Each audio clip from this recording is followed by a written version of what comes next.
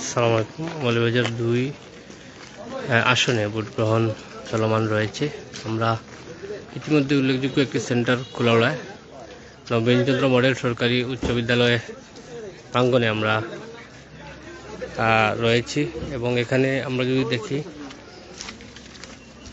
Vote গ্রহণের যে নমুনা আমরা দেখতে পাচ্ছি যে এখানে কয়েক সারিতে ভোটারদের লাইন এখানে করা হয়েছে এবং ভোটারদের উপস্থিতি আসলে এখানে ভোট সংখ্যা হচ্ছে আমরা ইতিমধ্যে জেনেছি প্রিসাইডিং অফিসারের কাছ থেকে ৩৮৮ 300+ ভোট কাস্ট হয়েছে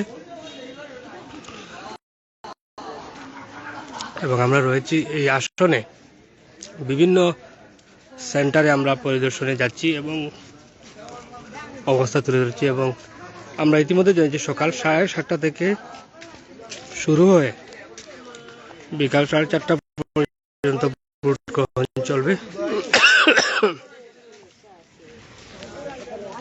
আমরা ভোট গ্রহণের বিভিন্ন সেন্টারের কার্যক্রম আমরা তুলে ধরব, আমাদের সাথেই থাকুন।